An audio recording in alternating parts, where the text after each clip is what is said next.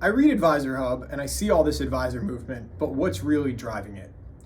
It is a very interesting question. What's behind all of these record levels of movement we're seeing? And we'll talk in a later episode about where advisors are moving to and from. But for this episode, I want to focus on the drivers. What are the causes of the heightened advisor movement we're seeing?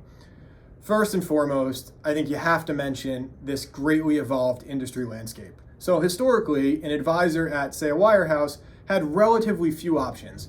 They either stayed put, perhaps they considered a regional firm, but more than likely their options were staying put or looking at another wirehouse. These days, there are new and greatly expanding options each day. It certainly includes the wirehouses, it includes the regionals, but it also includes boutique firms like First Republic and Rockefeller. It includes independent broker-dealers like LPL and Commonwealth, and it includes the whole RIA and supported RIA space as well. So cause number one, absolutely greatly evolved industry landscape, which means advisors are more likely to find their version of perfect, all the things they need to run and support their business.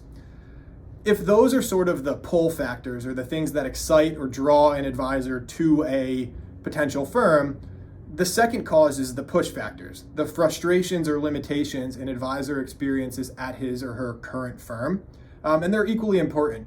It is oftentimes not enough, though, to only be frustrated. A lot of times, if you're frustrated but don't know or don't find a better option out there, you'll still end up staying put. It's the combination of the two in tandem. Frustrations at your current firm, and I look out at this landscape and I find an option that excites me and that I view as better enough.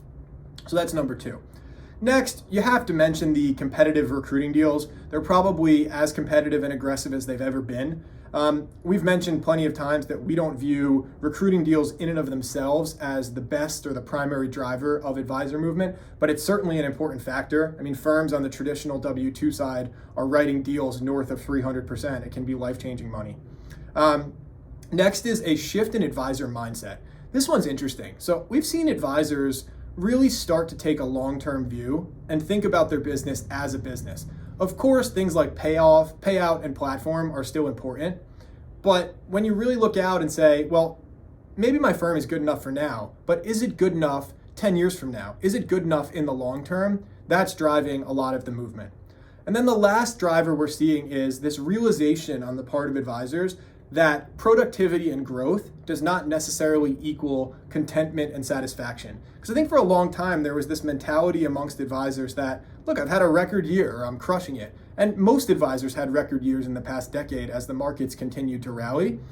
But people have sort of come to the realization that that's not enough in and of itself. Productivity and growth is wonderful, but it's a little bit of table stakes at this point, and it has to be about more than that. It has to be about what's soulful and what enables you to live your best business life.